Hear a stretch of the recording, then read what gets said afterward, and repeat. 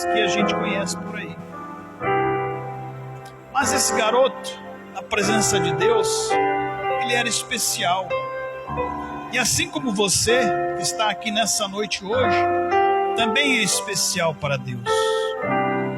Você, muitas das vezes, nunca imaginou estar sentado numa cadeira, em cima de uma tribuna, em cima de um púlpito, à frente de uma tribuna. Talvez você nunca imaginou pegar uma Bíblia na sua mão, fazer uma leitura, acompanhar uma oração. Talvez você nunca pensou isso. Mas veja só quando é que Deus te escolheu para estar aqui. Não sei a sua idade, não sei o tempo que você tem de vida, não sei o que você já passou, não sei a sua situação física, humana, intelectual, eu não sei. Eu sei que se você está ouvindo essa palavra, seja através da internet ou aqui no templo, desde antes de você nascer, desde antes de você ser formado, desde antes da seu pai e a sua mãe ter gerado você para vir a esse mundo, Deus havia te escolhido. Deus havia marcado esse dia para você estar na presença dele. Deus havia feito algo que te fizesse diferente de toda a sociedade que nós conhecemos aí em volta. Hoje é domingo à noite, mas ontem foi sábado. E aqui em São Joaquim da Barra, onde nós vivemos, através da internet, nós vimos várias postagens de pessoas em vários lugares. E uma me chamou a atenção. Fizeram uma festa, um jantar, depois um salão de danças. Uma coisa me chamou a atenção. Pessoas conhecidas, pessoas que vivem no meio da nossa sociedade, trabalham com o público. Uma delas foi colocada numa cadeira que gira. E essa cadeira era um robô muito grande. E ele tinha um assento. Quando essa pessoa senta, alguém vem, uma moça, uma mulher, em trajes minúsculos, e coloca uma bebida na boca dele. Sabe essas batidas? Vai lá e coloca na boca dele. Depois que ele bebe, todo sorridente, eles ligam um botão e aquela cadeira, aquele robô começa a girar. Imagine você girando nessa cadeira, embriagado. Quando parasse esse robô, quando parasse essa cadeira de girar, o interessante é que eles sabiam o que ia acontecer. Ele acharia que estaria feliz, estaria alegre, estaria contente. E como o corpo balança, como o corpo gira, o equilíbrio se perde. Então vira uma algazarra, vira uma festa, vira sorriso, vira alegria. Isso é só um exemplo. Outros foram festas anos 80, anos 90. E ali, eles dançando, curtindo, se embriagando, namorando, beijando, fazendo tudo o que o corpo pede. Sábado para domingo, dia de diversão, dia de lazer, dia de fazer algo diferente. O problema não é ali. O problema não é aquela hora. Às vezes a noite passa, a pessoa vai para sua casa, vai para o seu repouso, acorda domingo de manhã, ainda tem o dia para folgar. Mas quando chega às 7 horas da noite, é que está a diferença na vida das pessoas de Deus e das pessoas do mundo. Ontem, não sei o que você fez, não sei como você passou. Muitas pessoas passaram no hospital, Muitas pessoas passaram na delegacia, muitas pessoas passaram nos bares, muitas pessoas passaram nas ruas, muitas pessoas passaram em vários lugares. Algumas se deram bem, outras nem tanto. Mas quando chegou o domingo às 7 horas da noite, eu quero que você entenda o que eu estou querendo dizer. Nós separamos essa hora para adorar, glorificar, bendizer e exaltar o nome do Senhor. Porque a nossa preocupação não era divertir materialmente falando, fisicamente fisicamente falando. Hoje de manhã também eu vi uma outra cena que me fez lembrar lá em 1986, 87, quando eu comecei a caminhar no Evangelho. Alguém estava num campo de futebol e ele filma o campo de futebol com um copinho de cerveja na mão. Para ele era um momento de lazer. Domingo de manhã, folga do serviço, para ele era um momento de lazer. E eu me lembro que, como uma pessoa que era fanática em futebol, eu era doente por causa de bola.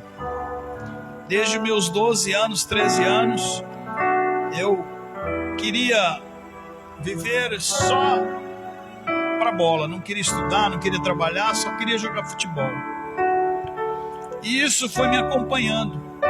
Quantas discussões, quantas brigas, quantas ignorâncias, perca de amizade por causa de time de futebol. A gente é novo, a gente está ali, não se sabe o que quer da vida, mas vive o momento. Eu me lembro que um dia eu fui até um campo de futebol, já tinha iniciado na igreja, já estava participando dos cultos, ainda não era convertido, ainda estava assim, gateando na fé. E eu me lembro que eu fui num campo de futebol. Quando eu cheguei lá, eu fui com meu pai e com um vizinho nosso. Quando eu cheguei lá naquele campo de futebol, que as pessoas corriam para lá, para cá, as pessoas gritavam, as pessoas se agitavam. Aonde eu estava, até assim um pouco separado das pessoas, uma voz soou no meu ouvido. Uma voz veio até mim e disse: vai embora daqui, porque aqui não é o seu lugar. É coisa assim sobrenatural, é coisa vinda do céu. Jeremias ouviu essa voz. E eu me lembro que no mesmo momento que eu ouvi essa voz, eu não tive dúvida, não tive nenhum lapso de incerteza. Eu falei: é Deus. Pensei comigo: é Deus. É maior que eu, muito maior que eu. Então eu deixei meu pai e meu vizinho lá e vim embora. Morava na Vila Deiano, vim embora para casa. Eu passei aquele restante de domingo na presença de Deus. De manhã, eu havia ido ao culto.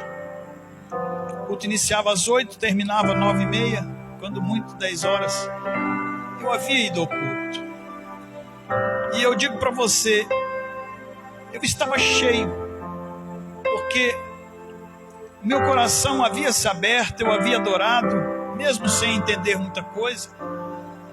Alguém chegava e dizia: feche os olhos, eu fechava. Fique de pé, eu ficava. Sente, eu sentava. Então eu era uma pessoa que estava naquela condição de aprender de Deus, a forma de Deus. Então eu fui para minha casa. E desde aquele dia, sabe o que é você tirar algo de alguém lá de dentro? O futebol deixou de fazer parte da minha vida, como aquele menino fanático, doente que eu era. Isso parece ser nada. O que tem? Qual é o problema? O problema não é o futebol em si. O problema é você ser dominado por ele.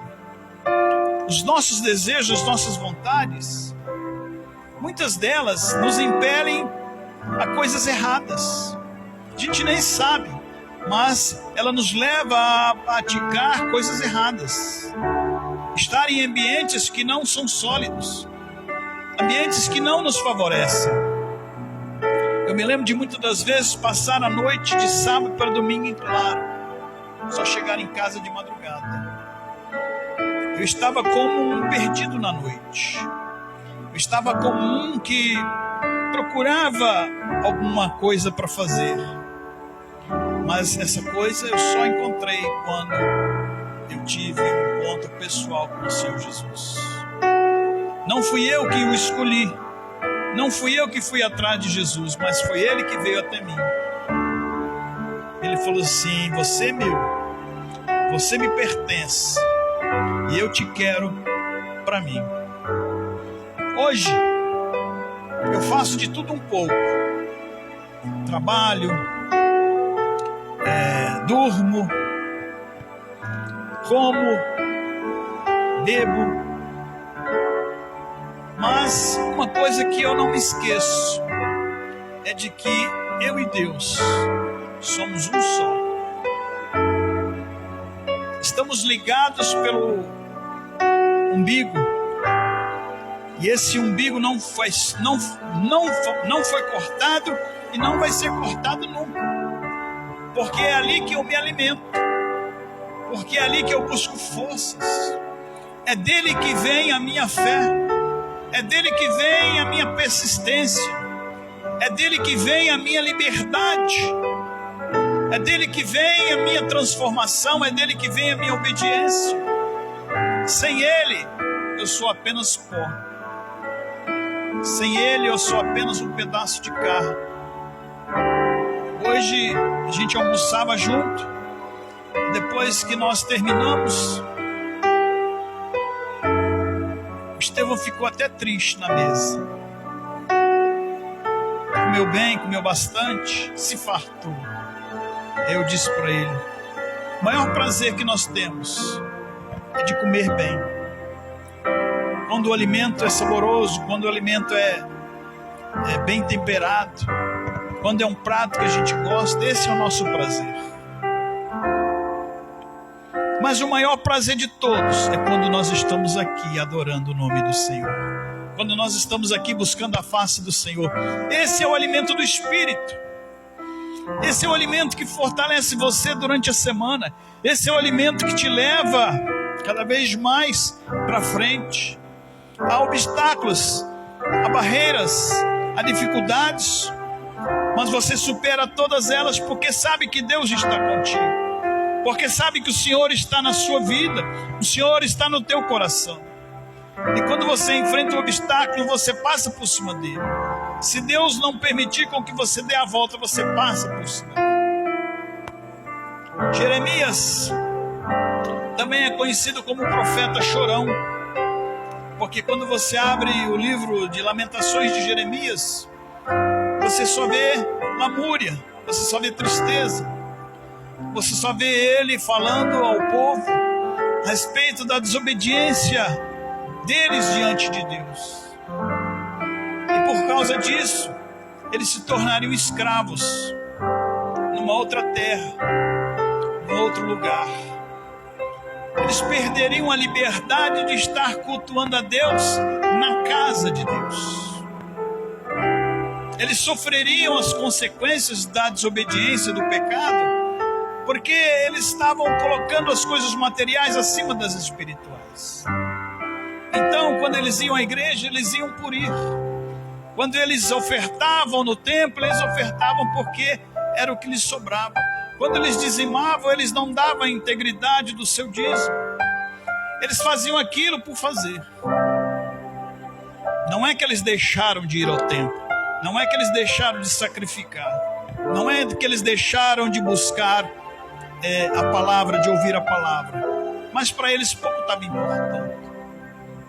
Então Jeremias foi chamado, foi levantado como um profeta para poder anunciar aquilo que Deus tinha que dizer ao povo. Mas ele se acha incapacitado. Ele se acha um menino muito novo. Poxa vida, o que eu vou fazer daqui para frente? Eu já planejei de estudar, eu já planejei de constituir família, eu já planejei de comprar umas terras. Planejei isso, planejei aquilo. Mas o Senhor falou, você não vai fazer nada disso. Você vai ser o elo. Você vai ser a pessoa a quem eu vou usar para falar com o povo. E isso nos leva muitos anos à frente. Quando Jesus vem a essa terra, ele passa 30 anos da sua vida participando dos cultos no templo. Ele, como Deus, ele ainda era homem. E como homem, como Deus, ele sabe de tudo a Escritura dele, porque foi ele que escreveu. Mas como homem, ele tinha que aprender como qualquer outro. Como homem, ele tinha que obedecer o seu pai e a sua mãe, ele devia honrar a eles. No dia a dia, ele tinha que elaborar junto com seu pai na carpintaria. Ele tinha que cuidar dos animais que a família tinha como homem. Ele tinha que viver uma vida normal como homem. Mas chegava no sábado, ele sabia de cor e salteado o que dizia as Escrituras a respeito dele. E quando ele completa 30 anos, sabiamente, tendo aprendido com os melhores instrutores, a Bíblia chama de escribas, são aqueles professores da mais alta linhagem de conhecimento, que eles se empenham em aprender para ensinar. E quando ele inteira 30 anos, que ele sai do batismo das águas, pelas mãos de João Batista, a Bíblia diz que durante 40 dias, ele foi levado ao deserto. E lá ele passou fome, lá ele passou sede. Se ele pesava 100 quilos como eu peso, ele baixou para 50. Porque lá foi o jejum, foi a parte que Deus sacrificou a carne dele, para que o seu espírito fosse elevado. Lá no dia do seu batismo, o Espírito Santo desce sobre ele em forma de uma pomba e entra dentro dele. E todos ouvem uma voz: esse é meu filho amado, em quem eu tenho prazer. Quando ele vai para o deserto, ele passa os 40 dias. E vencido o 40º dia, ele está lá, provavelmente sujo. Não sei se tomava banho com regularidade, mas ele estava descaído. Seu semblante, a sua pele, suas roupas estavam abatidas, estavam abaladas.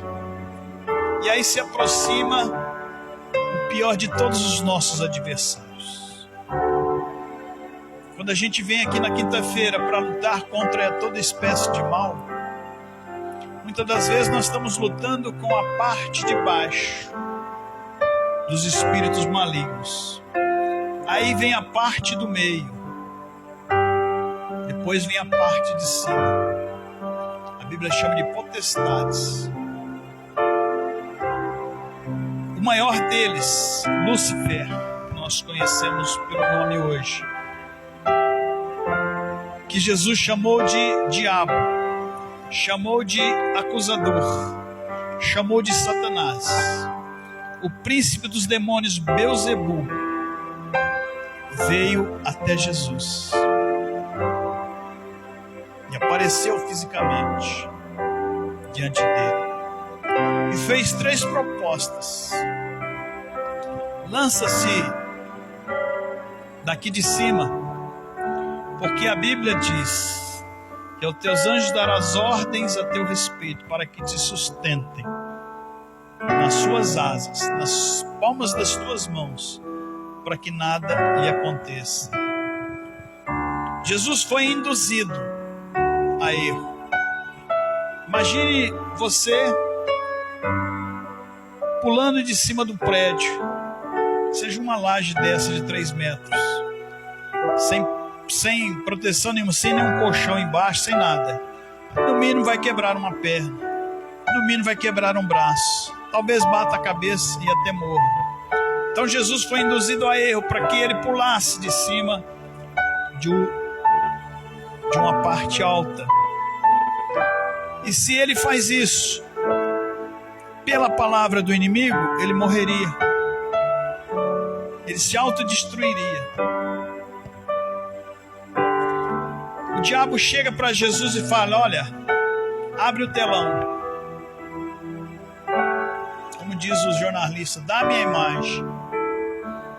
Aí ele mostra os lugares mais poderosos do mundo. As nações com seus líderes, com seus reis, muitos deles banhados em ouro, palácios suntuosos, tronos maravilhosos, coroas lapidadas de brilhante, de rubis, e uma autoridade sobre outras pessoas muito grande. A palavra dele seria ordem, para mandar prender, para mandar soltar, para mandar matar, para mandar viver. Então abre-se o telão e o diabo mostra tudo isso para Jesus. Eu te dou tudo isso porque isso me foi dado. Como é que ele diz que foi dado a ele? Lá no jardim do Éden, quando ele se apresenta diante da mulher usando a serpente para falar, ele não se materializou como na frente de Jesus, mas ele usou um animal. E aqui a gente pensa assim: poxa, se Eva não teve medo, não se assustou com a voz da serpente que fazia tss, né? Não é assim que faz quando ela bota a linguinha para fora, tss, quando chacoalha o rabo. Ela não se assustou. Então se pensa, alguns historiadores dizem que os animais naquele tempo falavam. Interessante, né? Hoje eles não falam, mas naquele tempo poderia se acreditar que eles conversassem. E lá ele engana Eva, que engana Adão, e que por causa disso eles são expulsos do paraíso, do jardim do Éden, e saem pelo mundo. E o mundo então de um paraíso se torna um inferno na terra.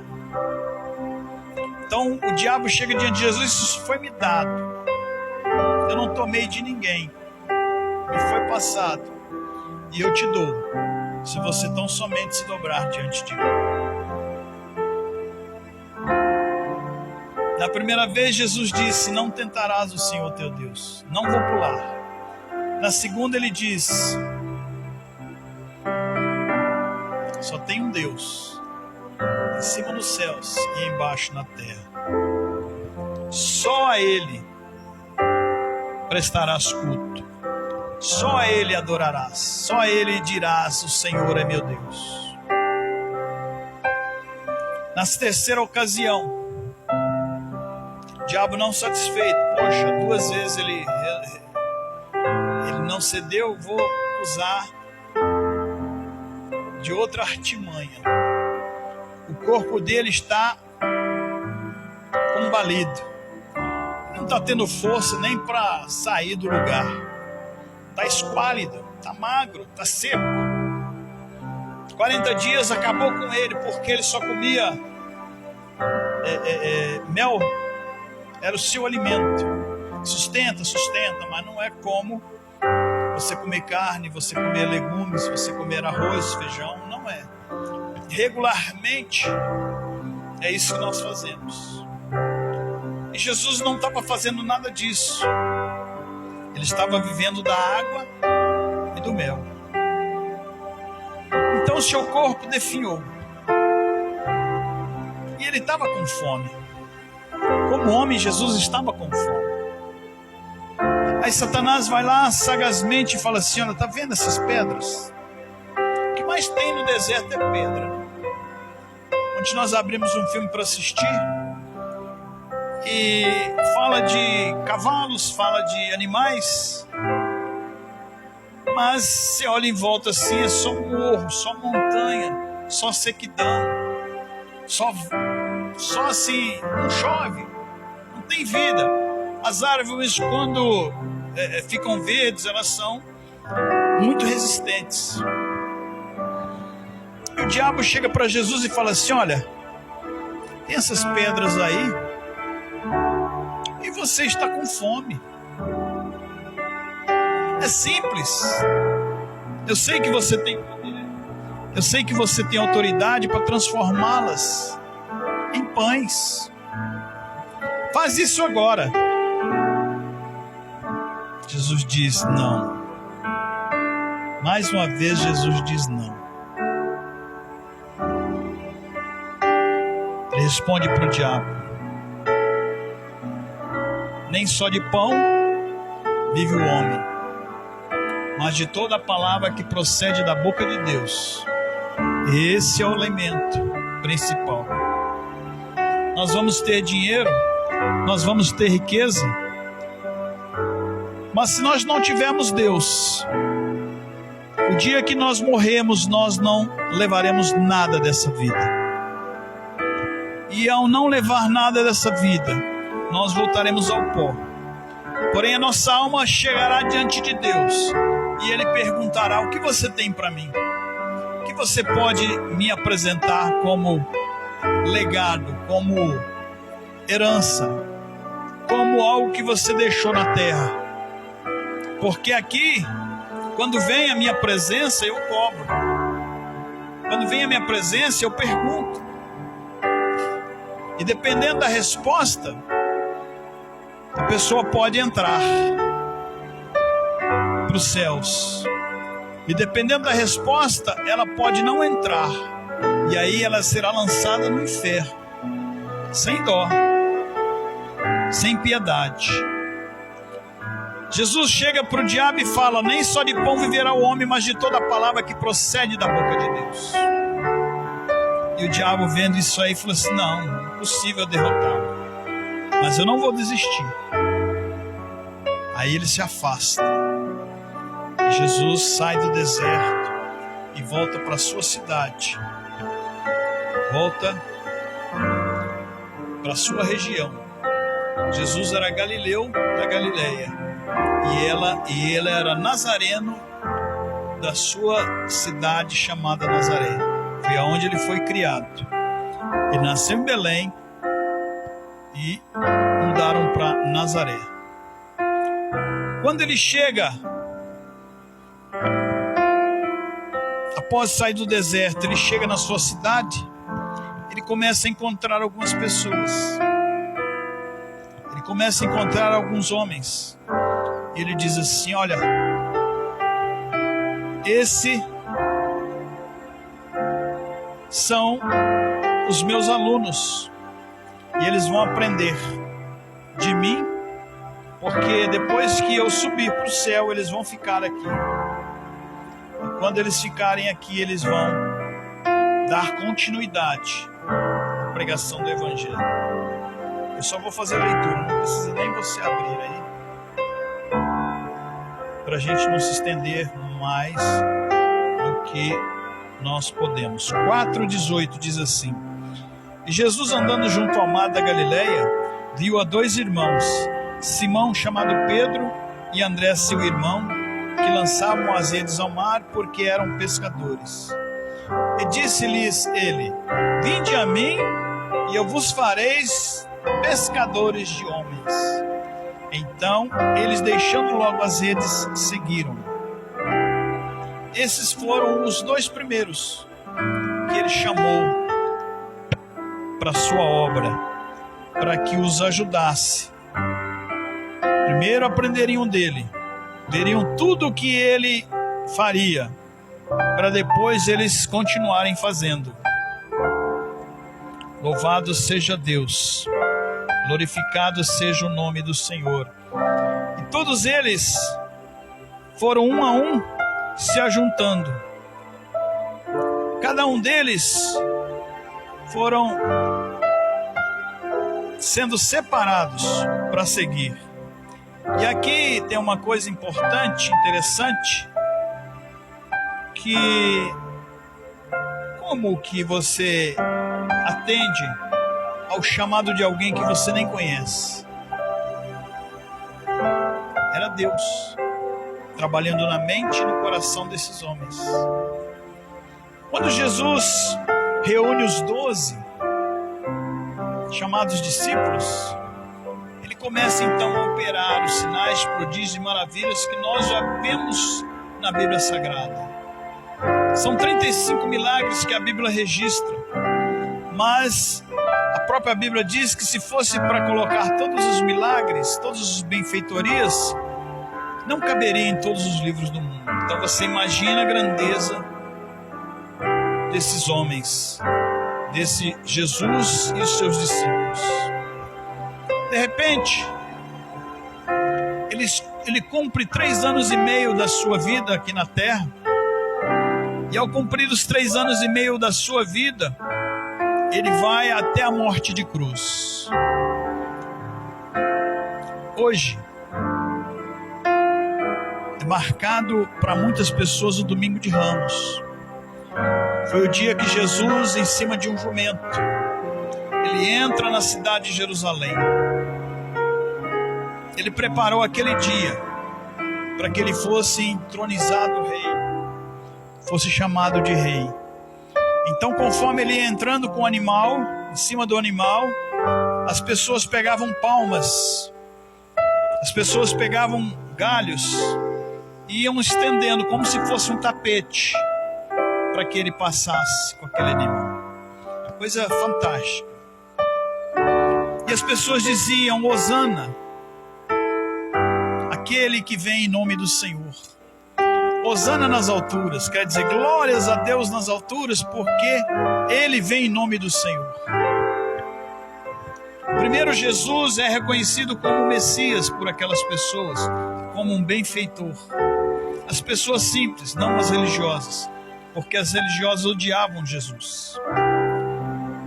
Mas as pessoas humildes, as pessoas simples como nós, não, reconheciam em Jesus o Messias. E quando ele passa, a multidão o recebe. E vencido esse dia, começa a semana que hoje algumas pessoas também chamam de Semana Santa. Nesse tempo agora em Israel as caravanas aumentam. As pessoas que vão para lá aumentam em grande quantidade. A guerra lá deu um tempo, então as pessoas voltaram às suas caravanas para visitar aquela região. Porque no próximo sexta-feira será o dia que será marcado a morte de Cristo. Morte violenta, morte bruta, morte estúpida, morte de um maldito. Mas Jesus está cumprindo a palavra de Deus, porque ele veio para isso. Ele nasceu, cresceu, se tornou adulto e entregou a sua vida